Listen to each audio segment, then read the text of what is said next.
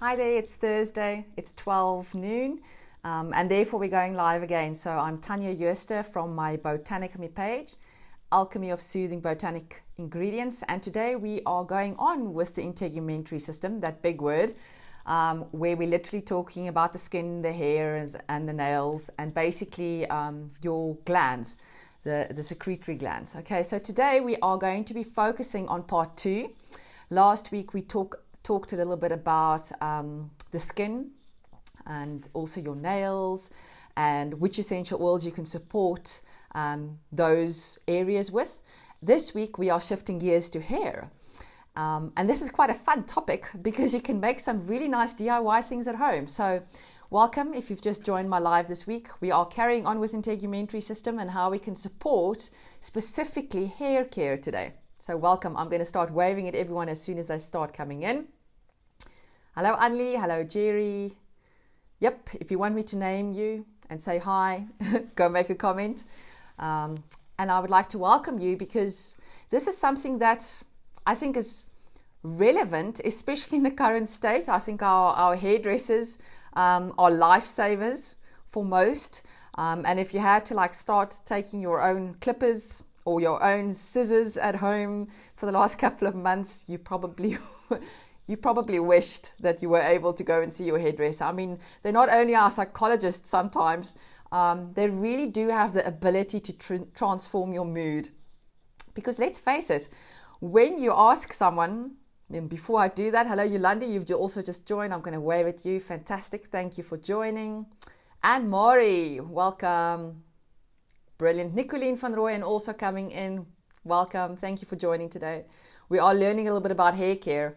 And there, my whole phone just went wobbly together with the waving. I'm waving so hard. All right, so basically, the reason why I'm saying hair care to me, especially, is really important. If you think about it, say for instance, you met a new person through a friend of yours, and you go to this friend of yours and he says, you know, so-and-so, I can't remember her name. You know, the one with the short red hair. And that's sort of the first way we always explain to people who we're talking about. Hair is such a big part of our appearance, and not only do we remember people by their hair because it's such an amazing feature, it is also one of those telltale signs when a person is not doing so well with their health. So the first things that really do start getting affected over a couple of months, when your digestion is not necessarily good, when you have a hormonal imbalance, for instance, whether you're going through menopause, when you are not able to take up the nutrients from the amazing food that you're eating, the first things that start getting affected, your skin, your hair, and your nails. So more people joining in. There we go. Brilliant. There we go. I've waved a million times there. Thank you so much. And basically, there are actually quite a few ways that we can support the appearance of our hair naturally. And I was a little bit shocked earlier today, and I'm gonna go through it with you because you all know I'm a little bit more green than the regular person. I really do try and make most of my own things at home, simply because I do have quite a lot of food and ingredient sensitivities. But more than that, I do really try and decrease the toxins in my life every single day. Just to give my body a chance to actually be able to deal with everything that I'm throwing at it. Oh, Gwen, I can see. Hello. Welcome. I'm seeing lots of hearts. Love the hearts. Keep the hearts coming. But I went and researched on one of the sites this morning that I use quite regularly to go and check out why certain ingredients are present in some of the products that we use on a daily basis. And the one I'm referring to is that environmental work group. So the Skin Deep website, that's ewg.org. When you go to their Skin Deep section, I'm just going to do some more waving as people come in. If I receive love, I need to send love. There we go. And vice versa. So basically, Marty also have a nice full class today. I, shock, horror, looked on the site this morning because even though I've completely switched to using very natural shampoos and conditioners, they might have some ingredients in there that are still a little bit iffy to me. But at least they're not giving me any kind of skin reactions or making any health challenges worse. I've also got a James or a Janus Visagie logging in. Welcome, hi. I found that one of the products that I've been using for a very long time actually contains a lot more harmful ingredients, shall we put it that way, than what I expected. So here's going to be my next DIY project, let me tell you, because even though I did attempt to make my own shampoos and conditioners about a year ago, it's something I no longer do. It's I don't know, it's a difficult one to get right, because I think a lot of the DIY recipes out there don't necessarily teach you the proper science. So if you've got a cleanser or a shampoo, some of these homemade remedies don't even have something in there that's going to clean the hair properly. And more than that, they don't have something that's going to close the hair shaft afterwards. So a lot of the DIY things actually have got a very high pH, okay, which is what detergents have to do to be able to clean. Hello, Joanne. Fantastic. And Louise. There we go. You're all in. We even have Kirsty. Brilliant. More and more people logging. Love it. So basically, these DIY home shampoos, they do a good job at increasing the pH, but they have absolutely no ability to close the hair shaft after you've washed your hair. And for that reason, I think a lot of them actually make you do an additional rinse with more vinegar based rinses that you can add essential oils to it to try and get the pH to normalize of your hair, because you've now pushed it up so high with detergent. But they don't necessarily teach you what needs to be added to those DIY things that you make at home that's actually able to close the hair shaft afterwards. And that's why a lot of these DIY recipes don't necessarily do well in that arena. I actually watched a blog of this girl who made her own Castile hair shampoo, and she tried it. Yes, she gave it a good shot. Hey, I think she tried it for about 2 months, and all she ended up with was grass on her head. Okay, it didn't look that great. So although there's a lot of amazing things out there so we can DIY, I think some of it is better left to the experts. And because we have so many good resources available now to teach us with referring to peer-reviewed research on specific ingredients and what they do to our bodies, it's a lot easier to be able to purchase these good natural products instead of having to DIY everything. Okay, because when I take my whole Saturday and I make my own hand soap, I make my own surface cleaners, I make my own bathroom cleaners, I make my own toilet pods. A day like that, or a task like that, sometimes takes an entire day so that I can prep for the next 2 to 3 weeks. Okay, and it takes quite a lot of time. And if it's something you love to do, awesome. If you're someone that doesn't have the time, all it's going to do is going to frustrate you. Okay, so let's talk a little bit today about the specific types of hair or not hair oils, plant oils. So here I'm referring to the fatty ones, right? The vegetable oils. So the ones that are extracted either from the seeds or the plants, but not the aromatic components, the essential oils. So when I'm talking today about plant oils, I'll give you some examples because there's some really amazing ones that have therapeutic benefits, but we will be adding a combination of essential oils to that specific to a hair type. Okay. So your hair obviously can be affected by many things, hormone imbalances, poor nutrition. More than that, a lot of people actually don't realize how many toxins they're putting into your hair. And remember, your scalp is just like your skin. It is part of your skin, biggest organ of the body. So it very easily absorbs a lot of these toxins, especially if you're someone that washes your hair quite often, okay? If you don't wash it that often, then obviously your risk becomes less. And we always need to check out what the risks are and what we ourselves are happy to put onto our skins or onto our hair and inside our bodies. Oh, we even have Stefan logging in. Maybe it's Haley, I don't know. Hello to the both of you. If it's both of you, I'm going to wave. There we go, a duplicate wave. All right, so basically, let's kick off. And what I'm going to heavily refer to today is, number one, that EWG.org website, because that's where I get a lot of my information, because they're referring to peer-reviewed research. Okay, so it's not someone saying something. It's actually referring to stuff where people have actually, or labs have really tested and seen what these ingredients have done to people over time. Are they bioaccumulative? In other words, in the percentage or concentration that they're in the product, they might not be toxic to you now, but because it bioaccumulates over time, then it can become toxic to your body because your body is not able to detoxify from it. And another good resource that I really like to refer to, especially for good skin support and skin health, as well as hair, this guy. It is a very, very lengthy, thick one, but it's absolutely worth it. So she's got an entire chapter, Valerie Ann, about hair care and which plant oils you can use to support certain health challenges, even if you've got a normal hair type, which ones are going to be really beneficial in keeping in the moisture, especially when the climates change. And then, of course, which essential oils you can add to supplement and support or even just perfume your hair. All right, so I use a natural shampoo and a conditioner. Sometimes I supplement with additional essential oils if I want more fragrance. But what I used to do is I washed my hair and then I conditioned it. And then when my hair is still wet, Mari's asking for the name of the book again. Let's go again.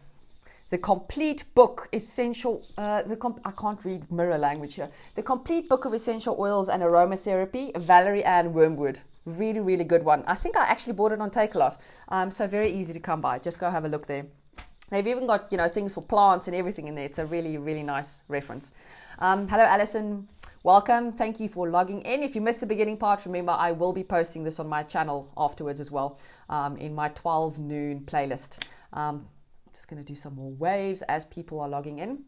All right, so there is a question about normal people understanding their lingo on the EWG website. Yes, so they don't actually make you read the entire scientific article. They just tell you on a scale from 1 to 10, where 10 being very toxic because of the research versus 1 being really friendly and good for you. They just grade it like that. So high is organ system toxicity, for instance. Moderate, they sometimes classify irritation, endocrine disruption, so that's affecting the hormones. And low is obviously the ones that are actually beneficial to you. So they help with skin absorption and those kind of things. And it's also not dangerous for the environment then if it's got the green, all right? So I wash my hair and then I condition it with my natural shampoo and conditioner, plant-based. And before my hair dries, because I've got longer hair, your ends tend to dry out. Now, I am not someone that uses heat often because that actually damages your hair a lot. I do, however, color my hair, and I have tried to switch to a more natural hair color over the years. I literally have been dyeing my hair since 1994, so I actually don't know what my real true hair color is. My hair has literally been every single color of the rainbow, especially in my student days. So it's something I like to do, and with all this coloring, I used to get told forever, oh, you're not going to have any hair left when you hit 40. It's all going to fly out of your head. I'm still here, still have a lot of hair, sometimes very unmanageable because I have so much of it, okay? So those things weren't necessarily true, but I do think that obviously a lot of these products damage our scalp because it gets into the skin and then the toxicity builds up, okay? So something that I used to really love, and I'm saying used to because I learned this morning what this product contains, so I'm going to have to do a little bit of a DIY recipe to make my own now that contains less toxins in it. And it's a really nice sort of treatment oil, and it is an oil that they say has got quite a large argan content in it, which I've now learned is a little bit of a lie. It's got a lot of perfumes in it. Remember that word parfum means more than 300 ingredients that they can hide in there that they're not telling you about. There's also colorants in here because they're trying to color it, because the main constituents of this beautiful oil is actually silicones, and silicones are not that good for you. So unfortunately that moisturizes the ends. I mean, I haven't cut my hair. I haven't seen my hairdresser since at least 2 months before lockdown. I still have no split ends. So obviously the natural shampoo and conditioner that I'm using is really working. But I also do then use this treatment oil quite often. So it's got a lot of silicones in there, which I'm now going to have to switch out. Very small percentage of argan oil actually, which is really beneficial to hair. But also consider that plant oils can make your hair oily, so you can't use a lot. Definitely not a good idea if you don't have dry hair, for instance, to put it near the scalp, because then you're just going to have oily hair. So usually when you start making these things at home, what they advise you is to make a carrier oil that's going to be really beneficial to support what hair type you have and whether your scalp is undergoing any kind of health challenge. So if you've got a normal scalp, obviously the normal oils will be fine, and I will go through some of those now as examples.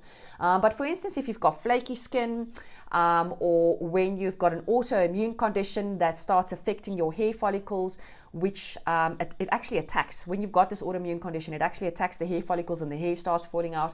So there's essential oils that you can use to stimulate the hair follicles again. Not always a guarantee that it's going to work, because it very much depends on how your body's biochemistry is working and how badly you are being affected by this autoimmune condition. So when you start moving into the more hectic health challenges, it's always good to go and determine what the root cause is first by going to seek a medical professional's help, and then from there you can start working with this person to try and see what other natural alternatives are available that you can use to support your body. Okay, so plant oils for hair care, very long list in this amazing book of mine, but I'm just going to mention the ones that I think are really amazing, that are my favorites, and I'm going to tell you why.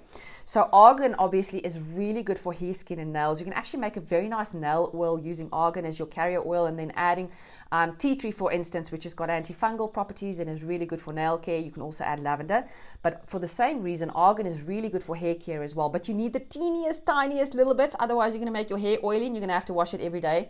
That is not a good thing. You should be washing your hair less, because you're stripping your hair of all the oils. And I know people with oily hair think that they need to wash their hair more. In fact, the inverse is true, and you've got to condition your hair that way, because when you wash it that often, you're stripping away the oils, and then your hair sort of freaks out, for lack of a better word, and it produces more sebum. Okay, so you're never getting rid of the oil. It's just this catch-22 situation. Another good oil to try is avocado oil, and I use this in my DIY face moisturizer. But I'm also now definitely going to start using it for my hair care, because they say that avocado oil is really good for undernourished hair caused by ill health or stress. So stress is something that really affects your hair quality quite significantly. And basically, when your cortisol is like really, really high, obviously it affects many things in your body. So your immune system, etc., etc. But part of that is hair loss. Okay, so Avo is going to be a really nice oil to go and try for that. Baobab, I love Baobab for anything on the skin and the hair. Black cumin seed, and this is useful for inflamed and skin with minor or the scalp with skin irritations, because it's so anti-inflammatory. All right, jojoba, one of my favorites in my skin cream as well, because it's a wax, and it helps nourish and keeps the moisture in. Meadow foam, or meadow seed foam as it's known, helps to prevent moisture loss. So it's going to be like a nice shiny element to this hair oil. All right. Then we also have other helpful oils like tamanu. Now this is a sample that I got from a shop where I bought stuff before, and I actually never knew what to do with the oil, and now I know. So I'm definitely going to go back and look and find that sample again to try and put into a new hair oil. Another one that's really amazing is calendula, which usually is a macerate, and what that means is, especially if you can grow your own calendula flowers at home in the garden, really amazing. You harvest the flowers and you dry them, and basically you just put it in a glass jar with whichever carrier oil, and these flowers then sit in this macerate. So in the sun, you can shake the glass jar, say every 2 to 3 days, and you can put it in that oil for 3 to 4 weeks, and then you have this beautiful, very bright yellow, usually if your calendula flowers were mostly yellow, beautiful oil that you can start using. When you have blonde hair, obviously watch out for that. You might give a tinge of orange to your hair, but for dark haired people, obviously not an issue at all. Okay, so when you're making a hair oil, for an example, to add moisture back, or to just nourish the tips a bit, the ones that you can use that we call soothing is probably more for your emotional support. So if you're someone that needs a little bit of a pick-me-up during the day, that's revitalizing and energizing, think of oils like peppermint or spearmint or rosemary. Rosemary, by the way, is one of those essential oils that works for all kinds of hair. So it's a really good one to have around. That's why there's so many shampoos with rosemary in it as well, because it's antiseptic, but it also is really nourishing to the hair. And then think things like clary sage and lavender and frankincense. All right. So when we start looking at certain conditions of the hair, so really dry hair, you're going to start needing carrier oil that's a little bit more viscous. That's probably going to keep the moisture in for longer. But let's look at the essential oils, which this book says are really amazing for drier hair. And here we are talking geranium. Surprise, surprise, one of the flower oils, really good for hair, as well as rosemary and frankincense. All right. If we look at something like oily hair, the oily hair is rosemary, because remember I said rosemary works for everything for your hair. Lavender and spearmint, especially if you want your oily hair to shine without having the oil in there. Okay. They use a lot less carrier oil, obviously, for oily hair, okay, because otherwise you're just going to make more oil. That's not necessary. All right, and then if I've got a nice little DIY sort of page here. If you've got damaged hair that is also dry, then you can start thinking about adding things like sandalwood, which is also really good for skin, and lavender. And then if you're looking more heat protectant, so if you're now wanting to make a heat protectant spray, oils such as clary sage and geranium do really well. And if you just want to generally perfume your day and make everything just seem a little bit more amazing, you can add ylang ylang. And I think the most important about all these sections is usually that you've got to do a vinegar rinse. So when you do these scalp treatments with these carrier oils, adding the essential oils, you're always going to be giving your scalp a massage really nicely. And then from there, about half an hour, you can leave it in there. And then you're going to give your hair a good shampoo and a conditioner, and a vinegar rinse is really amazing. And I remember my mom, when I was really tiny, telling me to do vinegar rinses to make my hair shiny. There's a very good reason for that, obviously because of the pH that it stabilizes, helps with the shafts of the hair. And there you can obviously then start adding essential oils specific to your hair type. We also in this book find amazing information on hair loss, as well as certain conditions of autoimmune conditions and how you can support that.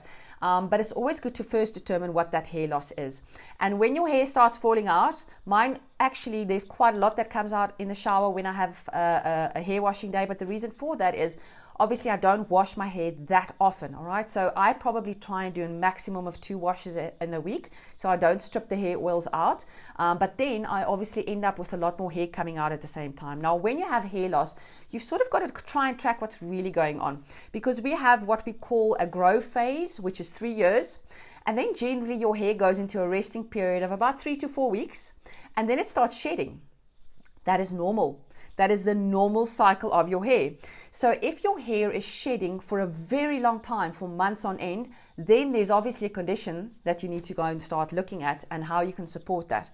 But if you, for instance, have now all of a sudden started having this hair loss, but you don't necessarily have, you're not in menopause, you know your hormones are okay, and you haven't lost a lot of weight, and everything else seems healthy, and your hair just all of a sudden sheds, then you know it's probably your hair that's gotten to that stage where it rested for 3 to 4 months, and now it's starting to shed to go through the new growth cycle. Okay, so don't freak out, but be noticeable of what is actually going on with your hair, and then start supporting it in the right manner. So when you have what we call falling hair, oils that are suggested are cedarwood and Roman chamomile, which I think is quite interesting. And then there's another one again with rosemary. Rosemary is good for everything. If you want to look after your hair, get some rosemary. That's all I'm saying. And then obviously oils that you can add for falling hair, plant oils. Now they mention things like jojoba, camellia seed, and avocado oil. All right. Brilliant. So let's just look at this hair loss one.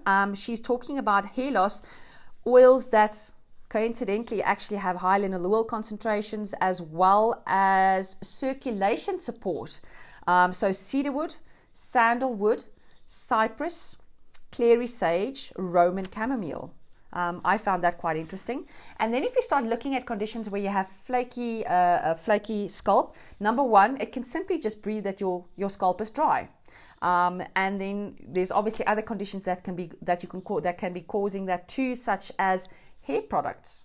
You've actually started building up a sensitivity to some of the ingredients in your products. And I'm going to tell you, this is a really true thing, because even though I never had issues when I was still using high chemical shampoos and conditioners, when I switched to a natural one that actually contained hydrolyzed wheat protein, I had the worst flaky skin ever. It was unreal, and I'm like, what the heck is going on? I've never had this condition in my life. And it's simply because I actually react to wheat protein, very sensitive to wheat, so much so that my skin actually reacts when it gets onto my skin as well. So even though you're buying a natural product, just always make sure on that label the ingredients in there are not ingredients that you are sensitive to, because that can also cause that condition as well. And then the other one is obviously the fungal one. So if you do have a condition where the fungal overgrowth is too high, then you are going to have to wash your hair more. And then it's good to include essential oils that can support, because they've got an antifungal chemical constituents in them. So here we're thinking oils like tea tree, for instance, and rosemary. Those are really good ones to use. Okay. Then I think that was there. I think that was that. Let me go back to this beautiful bottle of silicones that I now own, because obviously it's almost finished, so I'm actually quite glad, because now I'll be producing or making a new one. But basically a hair oil blend could take things like argan oil, camellia seed oil, a meadow seed foam oil, rice bran oil, and jojoba, and then obviously she makes this beautiful concoction and she adds essential oils, but you use the teeniest tiniest amount of that. So I'm actually going to post that recipe in the comments below this live, because I think that's something we could all try out, and then maybe you can let me know how you go with that. And it's especially just to condition your ends afterwards, not necessarily going to be on your scalp, but to condition after you've shampooed and conditioned, so that you can keep those tips in a healthy condition. All right. I'm also going to be posting a recipe for a no toxin hairspray. Believe it or not, it's made with sugar and water. Can you even imagine that? The more sugar you add, obviously the tighter the hold is going to be for the hair, but I'll go and post that as well, so you can go and see how to make that DIY recipe yourself. And then obviously I'll also include in that essential oils specific to your hair type. All right, I can see there's a comment here also. Please give us the recipe for the hair mask. Okay, I'll go and put that in the comments as well. 28 minutes already into my live. A little bit of a long one today. Sorry, guys. I hope you had the time. I will also post a recipe for a hair mask in the comments to this video. So thank you so much for joining today. Next week, we will be moving on to the next body system that we are going to support, either with plant oils or other botanic ingredients and essential oils. Please go in the comments, write what your favorite essential oils are for your hair care. I can see Alison said rosemary. Yep, rosemary is good for everything, especially hair loss. It's in a lot of the natural products as well for a really good reason. Not only is it providing an antiseptic benefit to the product itself so it doesn't spoil, it's really good for your hair care as well. So thank you for joining today. Hope to see you again next week Thursday on my Botanically page live, where we will tackle the next support system. And it's going to be one of those that sort of affects everything in your body. Okay, so it's going to be a good one. Cheerio. See you next week. Bye-bye.